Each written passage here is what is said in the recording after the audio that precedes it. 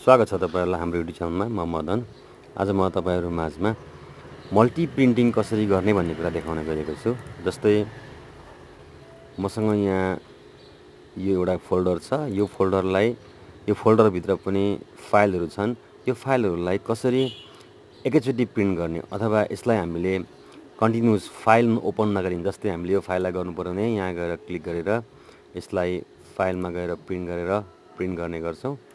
यसलाई यसो नगरिकन कसरी मल्टी प्रिन्टिङ गर्ने भन्ने कुरा देखाउन गएको छु। कृपया यो भिडियो सुरुदेखि अन्त्यसम्म अवश्य हेर्नुहोला। लाइक शेयर सब्स्क्राइब गर्न पनि नबिर्सनुहोला। आउनुहोस् सुरु गरौँ। अब सबैभन्दा फर्स्टमा यो हाम्रो फोल्डर भित्रको पनि फोल्डर छ। जस्तै यो एउटा फोल्डर भयो। यो फोल्डर भित्र बेसिक साइन्स भन्ने भयो, अर्को क्लिनिकल साइन्स भन्ने भयो। यो क्लिनिकल साइन्सलाई मैले डबल क्लिक गरेर ओपन गर्छु र अब यो पार्ट 4 लाई प्रिन्ट गर्नु पर्यो भने हजुरहरूले यसलाई ओपन गर्नु पर्दैन। यसलाई राइट क्लिक गर्ने अनि प्रिन्टमा गएर क्लिक गर्ने।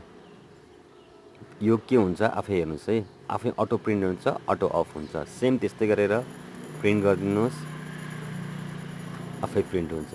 तपाईले यसलाई खोलिरहनु आवश्यक छैन। यदि तपाईले कुनै पनि प्रिन्ट फास्ट गर्नुपर्ने छ भने, तपाईको डकुमेन्ट एक्ज्याक्ट रेडी छ भने तपाईले यसरी यसलाई प्रिन्ट गर्न सक्नुहुन्छ, जसले तपाईको कामलाई इजियर र फास्टनेस पनि गराउँछ। सेम त्यस्तै यसलाई पनि हामीले यसरी प्रिन्ट गराउन सक्छौं।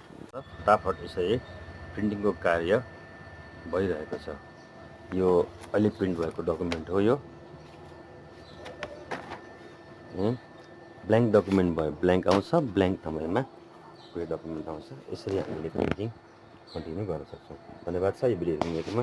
भिडियोलाई लाइक शेयर सब्स्क्राइब गर्न नबिर्सनुहोला। Thank you very much for watching.